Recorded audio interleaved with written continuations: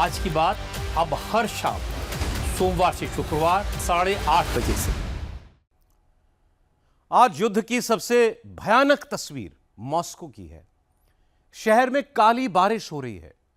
कुछ लोग कह रहे हैं कि पानी के साथ तेजाब बरस रहा है। ऐसा मॉस्को पर यूक्रेन का सबसे बड़े हमले की वजह से हुआ है। पुतिन ने रूसी आर्मी से बदले की तैयारी करने को भी कह दिया है। अब कभी भी कीव पर बहुत बड़ा हमला हो सकता है। पुतिन ने तो यूरोप को भी चेतावनी दी है। यूरोप पर मॉस्को के हमलों की फंडिंग के आरोप लगाए हैं। 4 साल 4 महीने से चल रहा रूस यूक्रेन युद्ध अब यूरोप की तरफ बढ़ने का खतरा दिखा रहा है। पूरी डिटेल इस रिपोर्ट में।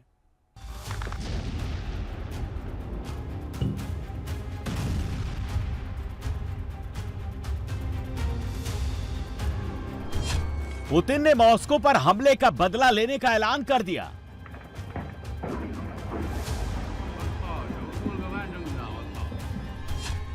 पुतिन ने यूरोप के 44 देशों को वार्निंग दे दी।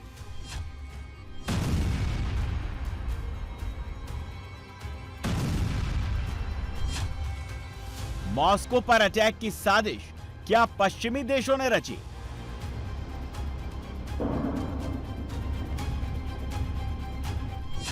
मॉस्को की जलती हुई तस्वीरें देखकर क्या पेरिस में जश्न मनाया गया? मॉस्को में हमला रूस यूक्रेन युद्ध को यूरोप के दरवाजे तक ले जाएगा।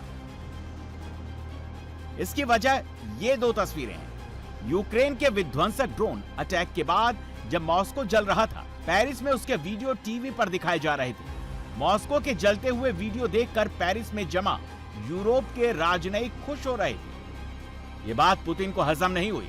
पुतिन आग बबूला है, बदले की धमकी दी है। बदला सिर्फ कीव पर हमले तक सीमित नहीं रहेगा।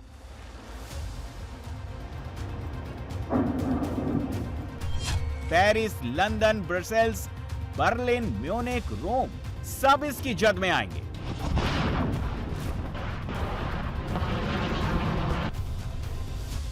पुतिन ऐसे नेता हैं जो बहुत सोच समझकर बोलते हैं। ट्रंप की तरह लंबी नहीं हाँकते।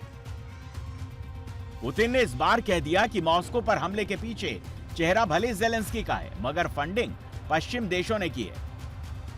ऐसा करके उन्होंने आग से खेलने की जरूरत की है। पुतिन ने यह भी कहा, जब रूस जवाबी कार्रवाई करेगा तो फिर पश्चिमी मुल्क रोए नहीं। पुतिन बदले की शुरुआत कीव से करेंगे, फिर यूरोप का नंबर आएगा। मॉस्को का बदला लेने के लिए पुतिन ने जो टारगेट सेट किए हैं, रूसी सेना हर हाल में उसे हासिल करके रहेगी। यह बात रूस के विदेश मंत्री लावरेव ने बहुत ही क्लियर कट कह दी है। यूक्रेन पर आज की रात पुतिन बहुत बड़ा हमला करेंगे। कामिकाज़े ड्रोन, क्रूज मिसाइल और बैलिस्टिक मिसाइलों से कीव में भयंकर विध्वंस करेंगे। 4 साल 4 महीने के युद्ध में पुतिन कभी इतना आक्रोशित नहीं हुए जितना इस बार है। वजह मॉस्को के आसमान में छाए ये काले बादल। दरअसल यूक्रेन के ड्रोन और मिसाइल अटैक के बाद मॉस्को के ऊपर काला धुआं छाया हुआ है।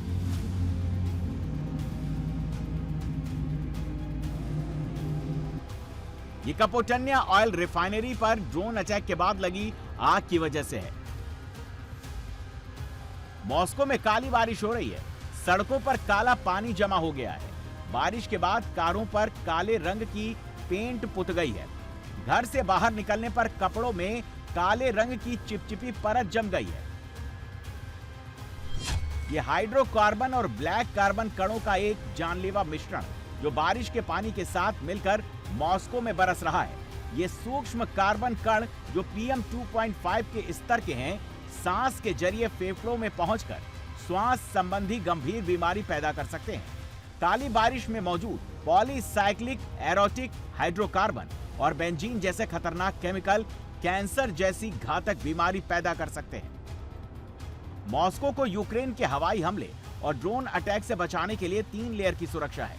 ऐसे में बड़ा सवाल उठता है, क्या रूसी एयर डिफेंस फेल हुआ?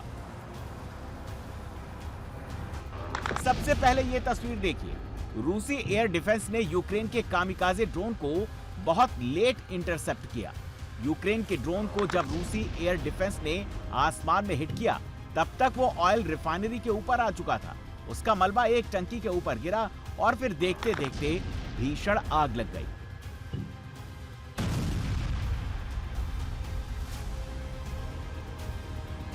मॉस्को को यूक्रेनी ड्रोन और मिसाइल से बचाने के लिए 3 तरह के एयर डिफेंस सिस्टम वहां लगे हैं। पहली लेयर की सुरक्षा में पेंटसिर S1 और पेंटसिर SMD-E तैनात है। ये कम दूरी वाले शॉर्ट रेंज एयर डिफेंस और एंटी एयरक्राफ्ट हैं। इन्हें ड्रोन और क्रूज मिसाइल को मार गिराने के लिए तैनात किया गया है।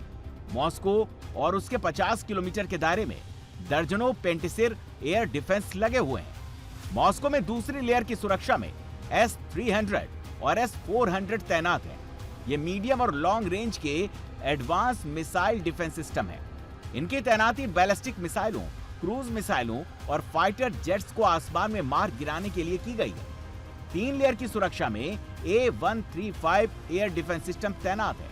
ये लंबी दूरी की बैलिस्टिक मिसाइलों को मार गिराने के लिए तैनात किया गया है। ये रूस का सबसे शक्तिशाली एयर डिफेंस सिस्टम है। फिर 3 लेयर की सुरक्षा को यूक्रेन के कामिकाजे ड्रोन ने कैसे पार किया और मॉस्को में तबाही मचा दी। यूक्रेन ने मॉस्को के एयर डिफेंस को भेदने के लिए स्वार्म ड्रोन भेजे। करीब 1000 ड्रोन एक साथ लो एल्टीट्यूड पर उड़ते हुए आए और मॉस्को की multi layer air defence grid को चकमा दे दिया। रूसी रडार के ओवरलोड होने की वजह से यूक्रेनी ड्रोन टारगेट तक पहुंच गए। यूक्रेन ने कामिकाजे ड्रोन को रूस की इलेक्ट्रॉनिक जैमिंग से बचाने के लिए इसकी मैन्यूवरिंग की। यूक्रेन के ड्रोन सीधे चलते आने के बजाय रास्ता बदलते हुए घुमावदार मोड़ लेते हुए मॉस्को तक पहुंचे। यूक्रेन ने फाइबर ग्लास और कार्बन फाइबर से बने कामिकाजे ड्रोन भेजे, जिन्हें इंफ्रारेड कैमरों से ट्रैक कर पाना बहुत मुश्किल होता है। मॉस्को में तबाही मचाने के लिए यूक्रेन ने बड़ी संख्या में सिचेन ड्रोन लॉन्च किए थे। सिचेन drone one way attack kamikaze drone है, जो हाई वैल्यू टारगेट को तबाह करने के लिए डिजाइन किए गए हैं। सिचेन ड्रोन 1400 किलोमीटर तक जाकर हमला कर सकते हैं। इनमें 40 किलो का हाई एक्सप्लोसिव लगा हुआ है। वो बड़े ठिकानों को भारी नुकसान पहुंचा सकते हैं। इनका निशाना बहुत सटीक है। एरर ऑफ मार्जिन सिर्फ 20 मीटर है। ये एंटी जैमिंग टेक्नोलॉजी से लैस हैं। रूसी जैमर्स को निष्प्रभावी कर हमले की क्षमता रखते हैं। इन्हें सिर्फ 15 मिनट में असेंबल कर युद्ध में लॉन्च किया जा सकता है। So our long-range sanctions are hitting Russian oil facilities, refineries very effectively. And Russia is already facing fuel shortages, and that federal budget revenues are falling significantly. And at the same time, our mid-range strikes are seriously disrupting Russian military logistics. But Putin is not stopping this war. He insists on continuing it, so the pressure must grow.